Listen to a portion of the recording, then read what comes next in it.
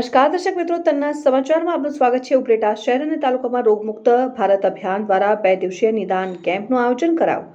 રાજકોટ જિલ્લાના ઉપલેટા શહેર અને તાલુકાના ગ્રામ્ય વિસ્તારની સ્કૂલમાં ભારત સરકાર દ્વારા શરૂ કરવામાં આવેલ અને લોકોના હિતરક્ષક તેમજ સ્વાસ્થ્ય માટે ચિંતિત સરકારશ્રીના રોગમુક્ત ભારત અભિયાન દ્વારા દરેક રાજ્ય અને દરેક શહેરોમાં રોગમુક્ત સ્વાસ્થ્ય જળવાઈ રહે તે માટે નિઃશુલ્ક નિદાન કેમ્પ યોજવામાં આવ્યો હતો, જેને લઈને આજરોજ ઉપલેટા તેમજ મુરખડા કિલ્લોલ શાળામાં સર્વરોગ નિદાન કેમ્પનું આયોજન કરાયું હતું। આ કેમ્પમાં કમરનો દુખાવો, પેટનો દુખાવો, સાયટિકા, કબજિયાત, હરસ, મસા, ધાધર, ખરજવા તેમજ સ્ત્રીરોગને લગતા અનેક રોગોનું નિદાન તેમજ કુદરતી રીતે તેમના દવા વગર ઉપચાર કરવામાં આવ્યા હતા, જેમાં યોગ, પ્રાણાયામ, કસરત, મસાજ થેરાપી જેવી આયુર્વેદિક સારવાર કરાવવામાં આવી હતી।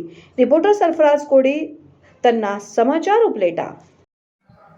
નમસ્તે, મારું નામ ચિંતન ત્રિવેદી છે। હું એક પ્રાકૃતિક ચિકિત્સક યોગ કોચ છું।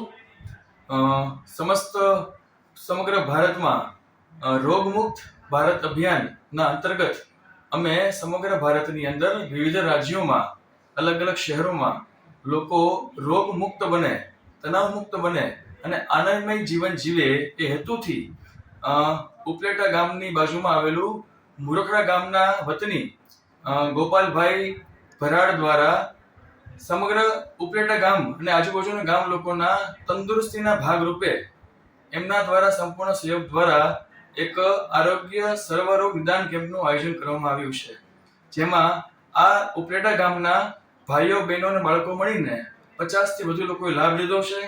અમે તમામ પ્રકારના રોગો જે અત્યારે આપણે પીડાઈ રહ્યા છીએ એ રોગોની સારવાર અમે વગર દવાએ કરી રહ્યા છીએ, જેમાં કુદરતી ઉપચાર, યોગ, પ્રાણાયામ, આહાર ચિકિત્સા, Ayurveda, સુજોગ therapy, massage therapy, chiropractic આવી અલગ અલગ પ્રકારની થેરાપીઓ દ્વારા અમે નિદાન કરી રહ્યા છીએ।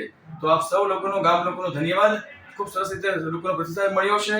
હંમેશા આપ સૌ તંદુરસ્ત રહો એ શુભેચ્છા સાથે નમસ્તે, જય હિન્દ।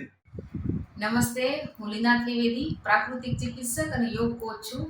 અહીં અમે 2 દિવસીય કેમ્પનું આયોજન કરીએ છીએ ઉપલેટા અને મુરખડા ગામે। તો ખાસ કરીને આ કેમ્પનો મારો હેતુ એ જ છે કે દરેક લોકો સાચી જીવનશૈલી અપનાવે અને દવાઓથી મુક્ત રહે। અને ખાસ કરીને કેમ્પમાં અમે જોયું કે બહેનોને લગતી સમસ્યાઓ જેવી કે માસિકની સમસ્યા, પછી ગર્ભવતી મહિલાઓ છે, કમરના દુખાવા, સાંધાના દુખાવા, ઘૂંટણના દુખાવા, આ બધું મહિલાઓમાં કોમન જોવા મળે છે। તો ખાસ કરીને લેડીઝ છે એનાથી બધું ઘરનું સંચાલન ચાલતું હોય છે। તો જો લેડીઝ છે, બહેનો, એ દરેક બહેનો સાચી જીવનશૈલી અપનાવે અને ખાસ કરીને ખોરાકમાં પરિવર્તન કરે તો આખું જે ઘર છે એ દવાઓથી મુક્ત રહી શકે અને સ્વસ્થ રહી શકે।